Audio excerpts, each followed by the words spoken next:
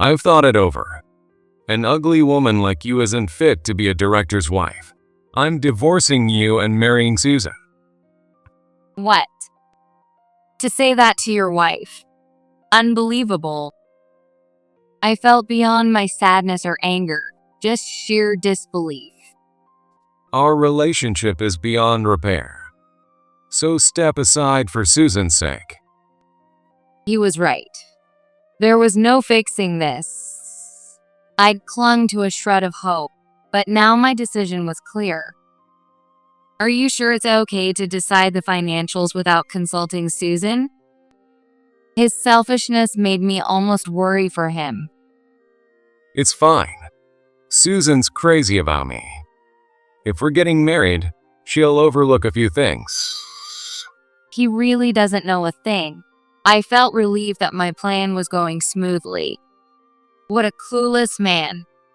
I can't believe I once loved someone like him. It's embarrassing. I'm Jessica, 32 years old. I live with my 35-year-old husband, Mike. When I was in elementary school, my mom passed away, and afterward, my dad, Tom, raised me on his own. During my teenage years, I had the usual rebellious phase toward my dad. But now, I'm grateful to him for raising me in a way that never made me feel the absence of a mother. Since my dad is the director of a general hospital, I always kind of assumed I'd work in the medical field too. However, becoming a doctor didn't quite feel right, and because I've always loved babies, I decided to become a midwife. After getting my midwife certification, I was wondering where to work when my dad told me something about my mom. Actually, Jessica, your mom was a midwife too. I couldn't hide my surprise at those words. When I told my dad I wanted to be a midwife, maybe he was more thrilled than I expected because he saw a part of my mom in me. Why don't you visit the birthing center where your mom used to work? It's also where you were born. I nodded deeply. I want to work in the same place as my mom. I want to see the place where I was born. When I contacted the birthing center, they welcomed me and said they'd love to have me work there. Not long after I started working at the birthing center, I met Mike. Mike was a pediatrician at the affiliated hospital where I work. We both loved kids, hit it off immediately, and soon started dating. 5 years ago, we got married. Though we weren't blessed with children, we had a good marriage and spent fulfilling days together. One of the pediatricians at our hospital is planning to return home and open a practice. Mike, would you be interested in joining us? When my dad said this 2 years ago, Mike was thrilled. He seemed happy to be recognized by my dad professionally. But this moment marked the beginning of a slow shift in our lives. At first, Mike worked hard to make sure he didn't embarrass my dad. His naturally friendly personality made him well liked by his colleagues, and he became a kind of mascot figure, building great relationships. But as people started to talk about him as the next director, Mike's attitude began to change. At first, he was modest, but it was as if the title next director had brainwashed him. His attitude grew more arrogant. You can't even handle this basic procedure? These new residents are useless. Hey, when a kid has a febrile seizure, you need to time it properly. Starting an IV line on a child is tricky, so you have to be careful. The more Mike's confidence swelled, the harsher he became toward those around him. Yet, people couldn't really push back against him, which only fed his ego. It was a vicious cycle. Are you feeling tired lately? When I asked Mike that after noticing he talked less at home, he let out an exaggerated sigh. Of course I'm tired. Working at a big hospital means a lot of work. Just let me relax at home, okay? Even though he used to sip wine while watching TV, He snapped this at me and shut off the TV abruptly. As he walked to the bedroom, I didn't know what to say to his retreating back. I cleaned up the half-finished glass of wine and snacks, then headed to the bedroom myself. When I opened the bedroom door, Mike was looking at his phone, but he quickly turned off the screen, set it on the nightstand, and turned away, shutting his eyes. How did things end up like this? Lately, we hardly had any conversations. Even though we'd had conflicting schedules since we got married, we'd never felt this awkward. When we were together, we used to talk a lot, and it was always a comfortable space. Could he be cheating on me? The thought made me anxious, but I kept pushing it away. Mike wouldn't do that. He's just tired from work. Once things settle down, we'll laugh together like we used to. I trusted Mike. One morning, Mike was humming a tune. "Good morning. You're in a good mood. Something good happen?" I asked while making coffee, and Mike answered happily. Good morning. Actually, my paper is going to be published in a journal. "Really? That's amazing. Congratulations," I said as I handed him the coffee. Mike set the coffee on the table and pulled me into his arms. For a moment, I didn't know what was happening. It took a second to realize I was in Mike's embrace. Yeah, thanks. I could hear his heartbeat in my ear. Feeling this after such a long time, I grew a little embarrassed and tried to pull away. But Mike's grip was surprisingly strong, and I couldn't break free on my own. Why are you trying to pull away? Sensing my movement, Mike asked in a slightly sulky tone. That friendly, innocent look in his eyes hasn't changed since we first met. I thought that and felt reassured. Well, I need to get ready. When I said that, he tightened his arms around me even more. Just a little longer. Giving in to Mike's affection, I wrapped my arms around his back. We're going to be fine.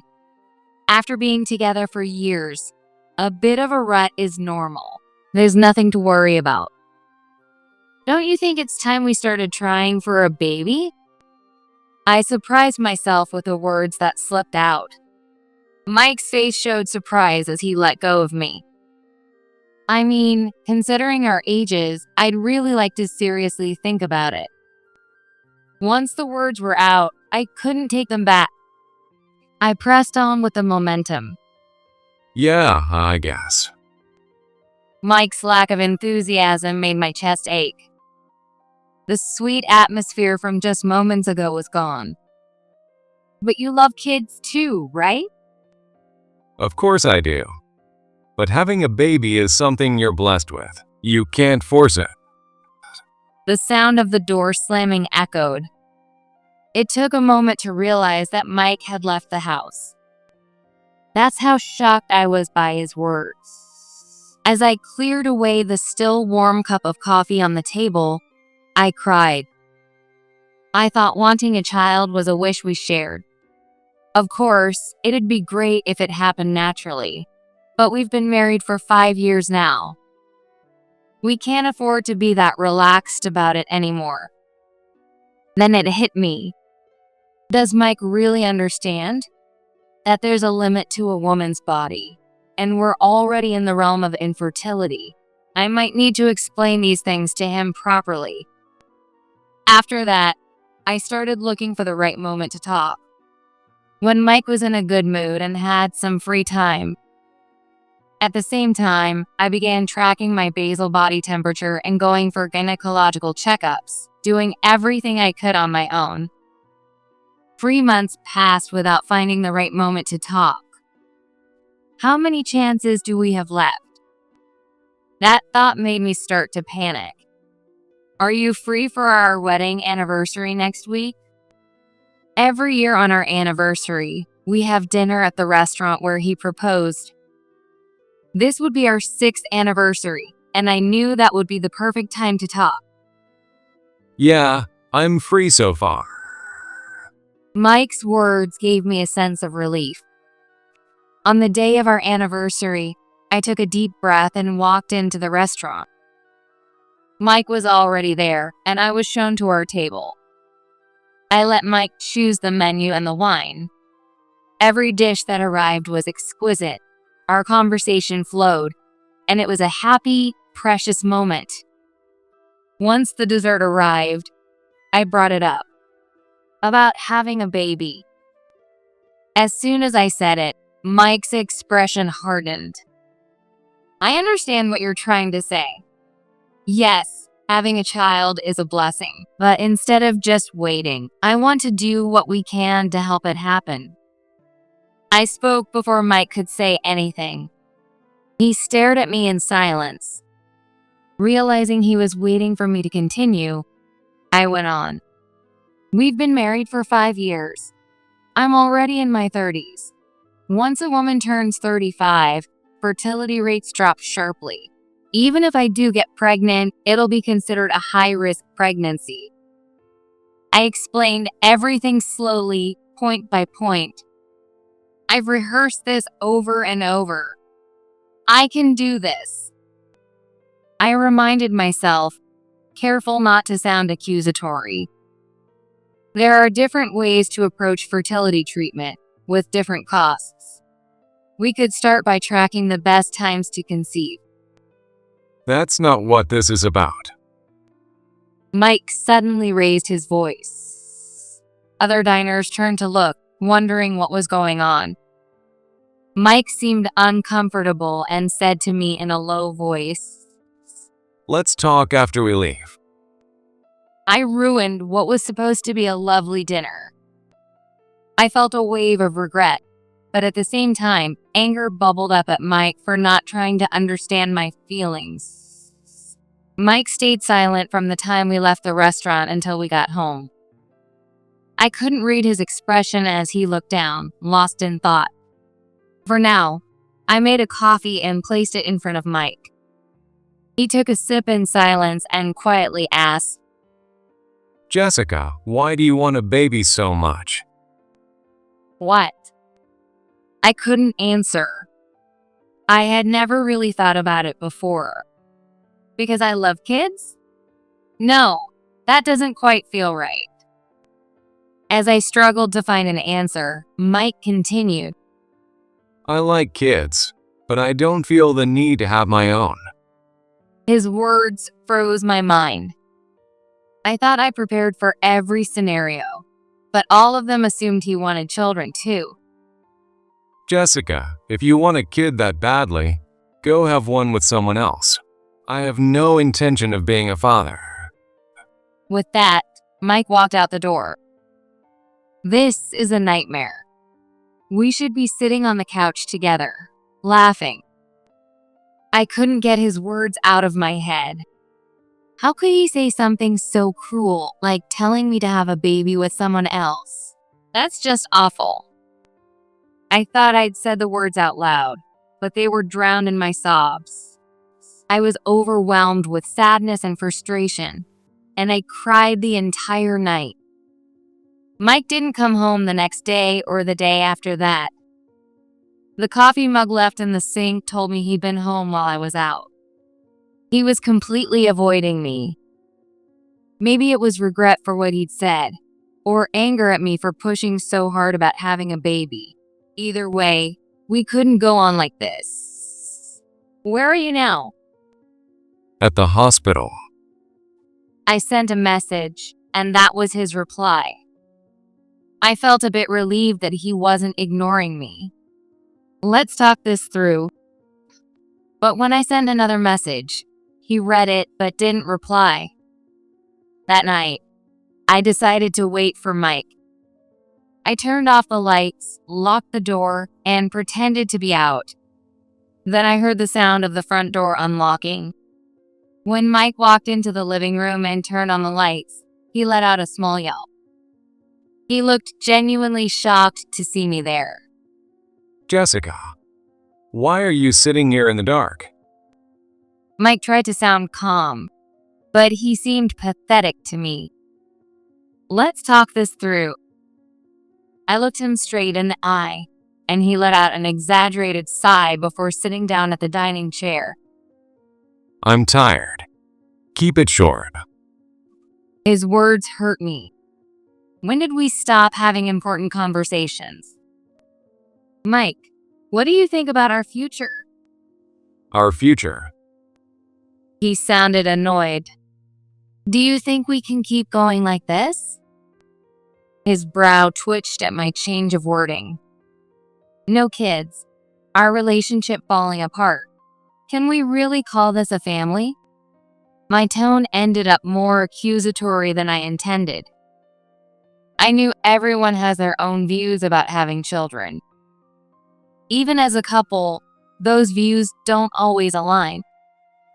But that's why we needed to talk things through and move forward together. Just as I was about to continue, he grabbed my arm forcefully and pushed me onto the sofa. I couldn't understand what was happening. Fine. If you want a kid that badly, I'll give you one. His cold voice sent chills down my spine. I struggled desperately, but I couldn't break free. Don't fight it. You want a kid, right? I'll give you what you want. How did it come to this? I lost the will to resist. When did our once happy life start falling apart? I sat there, numb, unable to think, until the sound of a phone ringing jolted me back to reality. Looking around, I saw Mike's phone lighting up. Out of instinct, I glanced at the screen and my knees buckled. Aren't you staying over tonight? Don't tell me you made up with Jessica. Hurry up and get a divorce and come to me. A whirlwind of disbelief and anger churned inside me. I realized I didn't know Mike at all. Mike betrayed me. As I sank into despair, my own phone buzzed. It was a message from someone I hadn't heard from in a long time. Jessica, it's been a while. Sorry for messaging so late. There's something I really need you to know. I was stunned by the content. I spent hours deciding how to use this information. The messages continued until the sun came up. I left the house before Mike woke up. I had no idea how I could face him. What would Mike say to that woman? How long has this been going on? Who is she? I had so many questions that my mind couldn't keep up. I ran through every scenario that might happen. I can't afford to mess up like I did on our anniversary this time. I need to handle it right. Over a month passed, and since that night, Mike and I hadn't seen each other. I took as many night shifts as possible, only going home to grab my clothes. I didn't even know if Mike was coming home. Maybe he was spending all his time with her, but at this point, I was calm enough not to care. Just then, I got a call from Mike. Let's get a divorce. Without even a "hey, how are you?" or any kind of greeting, his words unsettled me. I've thought it over. An ugly woman like you isn't fit to be a director's wife. I'm divorcing you and marrying Susan. What? What the hell is Mike talking about? Susan? You mean the woman you've been spending all your time with? I was surprised at how calm I sounded. Who are you talking about? Susan and I are in a platonic relationship. She wants to wait until we're married. She's one of those rare women these days who actually has morals. His cheerful tone over the phone made me furious. I see. So, did you already break things off with your other mistress? Oh, you mean Laura? Or was it Emily? Hearing one woman's name after another made my head ache. How many women has he cheated with? How could I have been so clueless, just going about my life? I can't remember every one night stand. I'm all about Susan now. To say that to his wife. Unbelievable. I felt beyond my sadness or anger. I was just stunned. There's no fixing us. So do the right thing and step aside for Susan. The nerve of him. I couldn't understand how he could insult me this way. No, I'm not going to divorce you. I said it firmly. Oh, come on. Are you serious? You must really love me. Mike's mocking tone made me clench my fists. Because if I leave you now, what happens to the baby I'm carrying? What? Tears welled in my eyes as I said it, and for the first time, Mike sounded shaken. It's from that night. You know what I'm talking about, don't you? Don't you dare deny it. I'll never forget or forgive what you did to me that night. Fine. I'll acknowledge the kid. I'll pay child support. I'm going to be a director soon anyway. That's pocket change for me. Amazing. He really thinks money fixes everything? There wasn't a shred of love left for me, and it was clear things were beyond repair. I held on to a sliver of hope, but now my mind was made up. Are you sure it's okay to decide all this without consulting Susan? His selfishness made me almost worry for him. It's fine. Susan's crazy about me. If we're getting married, she'll overlook a few things. I see. If you're that confident, then I'll agree to the divorce. Thanks. See ya. He hung up the phone. He really doesn't know a thing. I felt relieved that my plan was working. What a clueless man. And to think I once loved someone like him. It's embarrassing. Not long after, our divorce was finalized. I threw myself into work so fully that I didn't have time to feel lonely. One day, after my shift, I checked my phone and saw 66 missed calls from Mike. What does he want now? Did he figure out the plan? No, if he did, she would have contacted me first. Thinking that, I called Mike back with trembling hands. Do you know how many times I called? I couldn't help it. I was busy with deliveries. What's going on? The moment he picked up, he screamed into the phone, but I stayed calm and asked. At the hospital, everyone's avoiding me. They're whispering when they see me, and some are outright glaring at me with contempt. What's happening? Oh, that's it.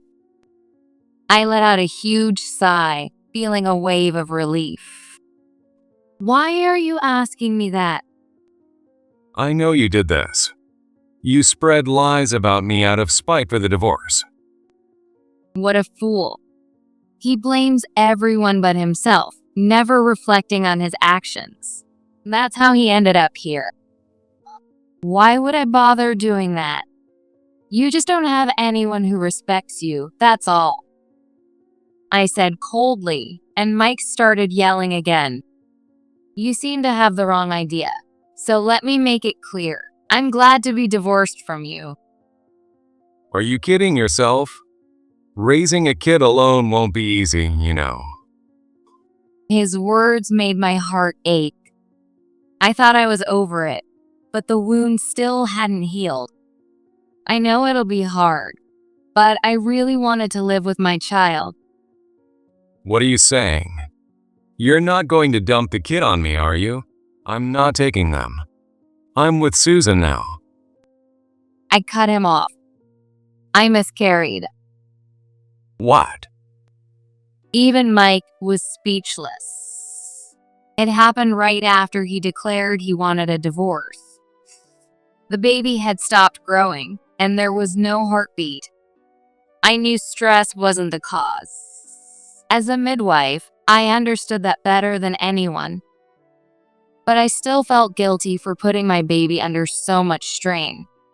I wanted to give birth to them safely. The baby's father may have been a terrible man, but that baby did nothing wrong. When the baby came into my life, I was genuinely happy. I swore I would protect my baby forever, but I couldn't even give birth to the baby. So, you don't need child support then? The moment I heard those words, something inside me went cold. A life was lost, and that's the first thing he says? I hadn't expected anything from him, but this was a new low.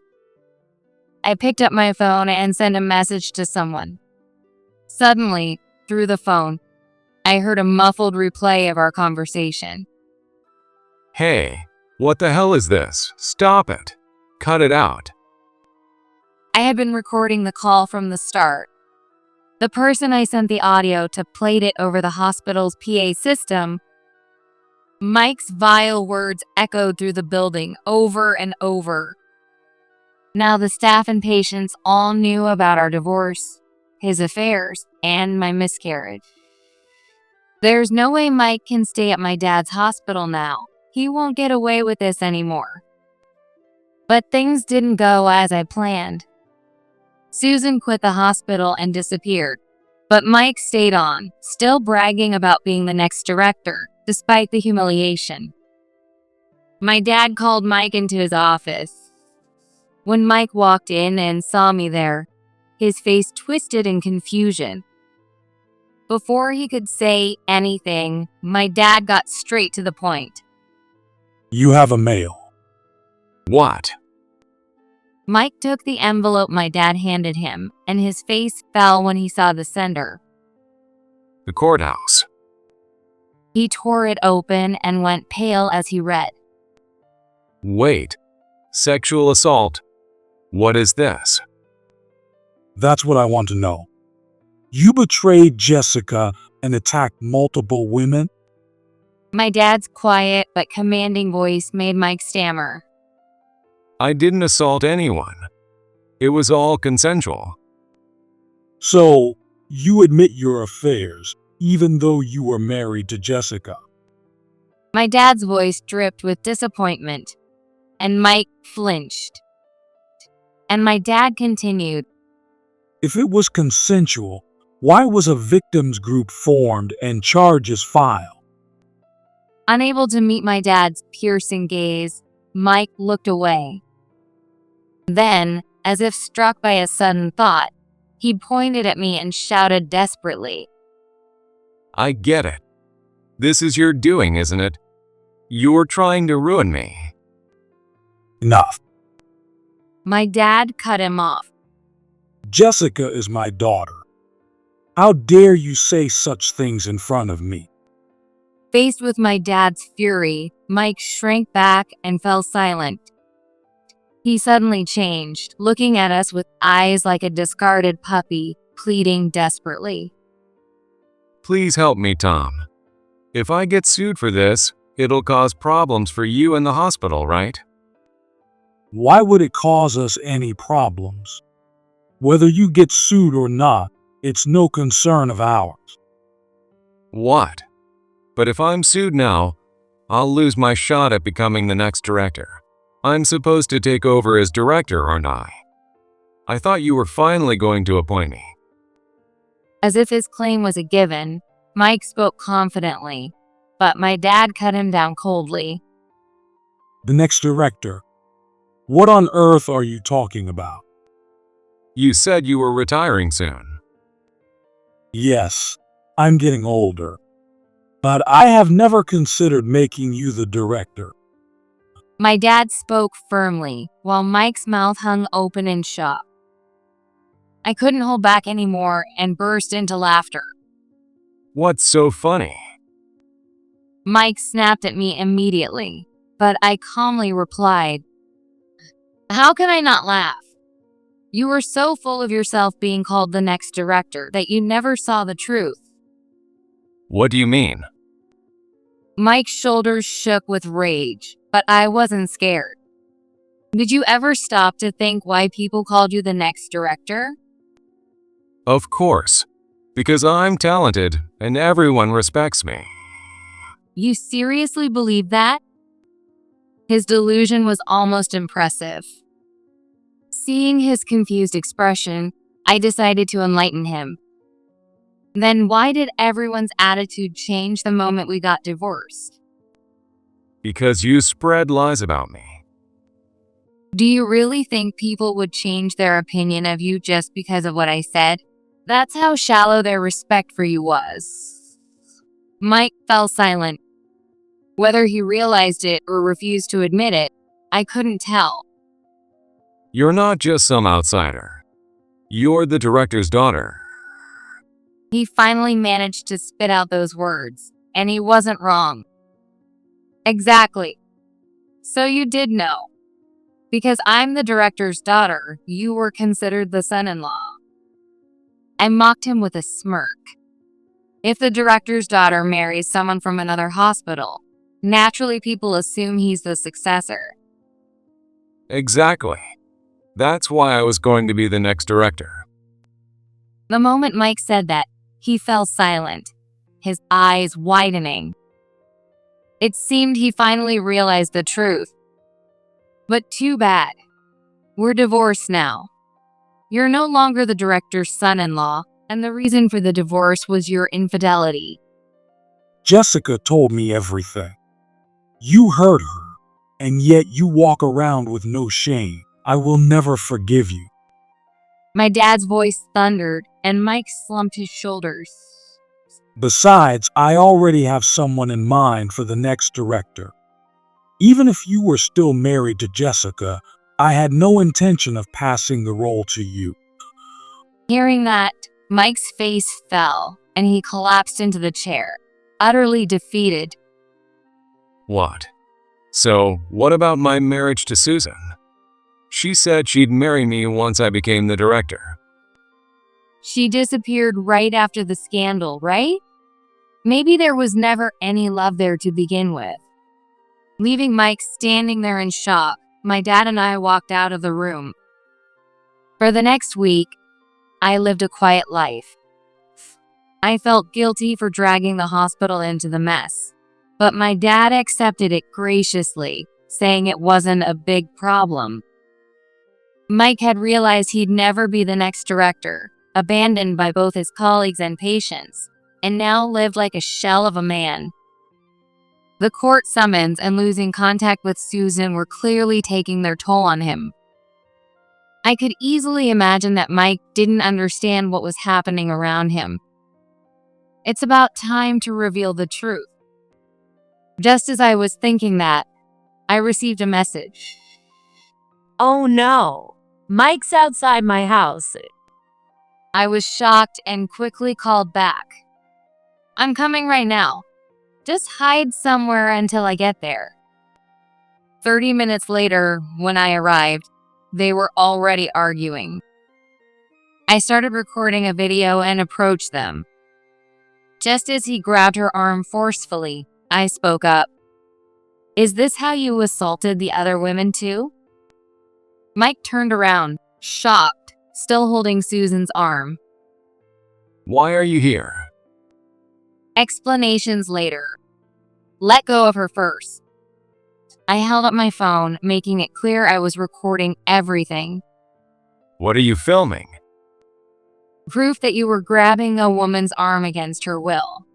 You can't talk your way out of this. Against her will? No. We're in love, right, Susan?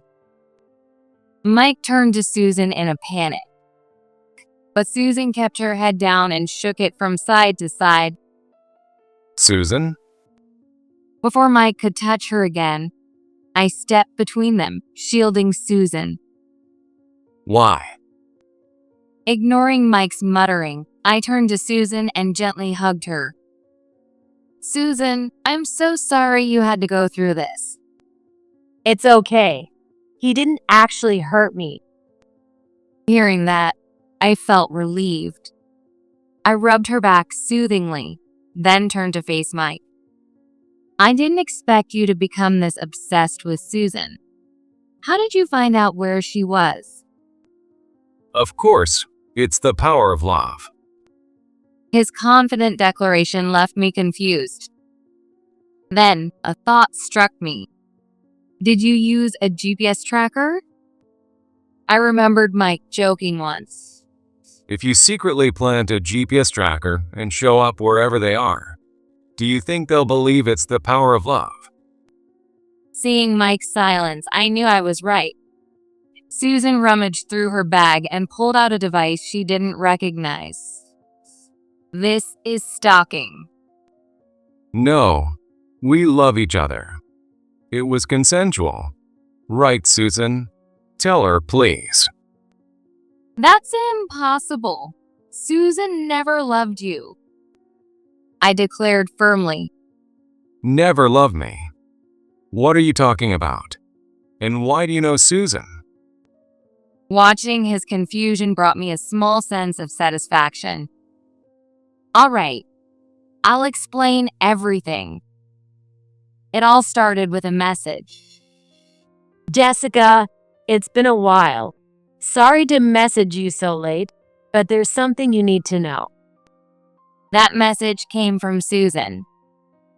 Susan was a former classmate from nursing school who worked at my dad's hospital. Because Mike was the director's son-in-law, she quickly realized he was my husband. We worked in different departments, so we never crossed paths directly, but she'd heard plenty of rumors about Mike. Rumors about him taking advantage of patients, especially single mothers, and using his status as the next director to prey on nurses. Susan hadn't paid much attention until she witnessed Mike hitting on a woman firsthand. Realizing the rumors might be true, she reached out to me. By coincidence, I had just discovered concrete evidence of Mike's infidelity and was devastated to learn his affairs weren't limited to just one or two women. Let's get revenge. When I confided in her, Susan said those words to me. I'll approach Mike. I'm not sure if he'll take the bait, but I can try. A honey trap? I was surprised by her bold plan, but part of me wanted to go along with it and teach Mike a lesson. However, I worried for Susan's safety. If Mike got violent, she wouldn't be able to defend herself. I knew that from experience. I'll be fine. I'll tell him, not until we're married. He might be intrigued by a woman like that and take the bait. Even with her reassurance, I hesitated. I didn't know how I'd take responsibility if the worst happened. Jessica, I can't forgive Mike. He's hurt so many women, not just you. Her words struck me. That's true. I might not be his only victim. There could be more if this continues. When I realized that, my mind was made up. Susan, can you access the hospital's PA system? Susan looked at me with confusion at my unexpected question. The hospital PA system? Well, yes, I can use it. Hearing that, I asked her to broadcast any incriminating audio of Mike if he said something terrible. Otherwise, he would never reflect on his actions. But if his words were broadcast throughout the hospital, maybe he'd finally face the consequences. At the same time, I hired a private investigator to identify each of Mike's mistresses. If the rumors were true and Mike had abused his position to exploit women, it was unforgivable. We needed to form a support group and take legal action. If it turned out to be consensual affairs, I planned to sue him for damages. When I explained this, Mike's face went pale, and he interrupted. So it was you behind the victims group. Yeah, but is that really what you're worried about? I said with exasperation, and Mike just opened and closed his mouth, speechless. After a moment, he looked between Susan and me and finally managed to speak. So, this was a trap you two set up. Exactly. I worried about putting Susan in danger, but luckily, you were thrilled with her virtue and fell for it. But, Susan, you said you'd marry me once I became the director. Mike looked at Susan with pleading eyes. Well, I knew there was no chance of you becoming the director. That's why I told you from the start that Susan never loved you. In the director's office, I delivered the final blow. You were so obsessed with Susan that we had to hide her for her safety. But I didn't expect you to plant a GPS tracker on her. This can't be happening. Both you and Susan betrayed me. You were the one who betrayed Jessica first. Stop insulting women. Susan's sharp words made Mike crumble to his knees. Wait. So everything was a lie from the start?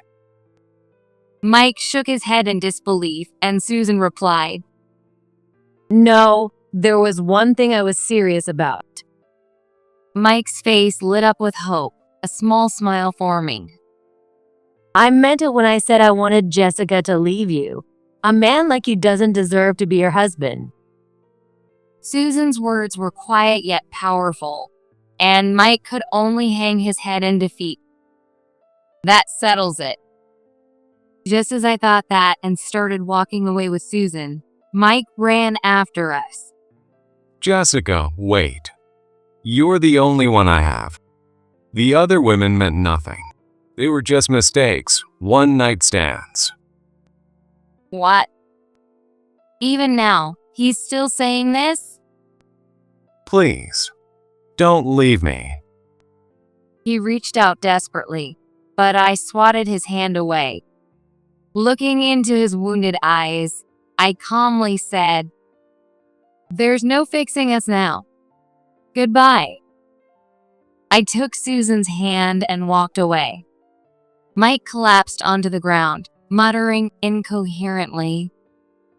After that, Mike could no longer face anyone at the hospital and resigned. He tried to open a private practice in a rural area, but financial troubles led to failure. With damages owed to the victims group and me, plus mounting debt, he was struggling to make ends meet. Of course, I reported his stalking of Susan to the police. Under anti-stalking laws, he was given a strict warning. Any further incidents would lead to his arrest. Even Mike wouldn't take that risk. I explained everything to my dad, and Susan was transferred to an affiliated hospital. Her hard work was recognized, and she's now being considered for the position of head nurse. As for me, I'm enjoying my life alone. At my dad's insistence, I will have an arranged meeting with a gynecologist. It seems my dad has his eye on this doctor as the next director of the hospital. I hope I can give my dad a good report to help him enjoy his retirement. I've finally reached a point where I can look forward with hope.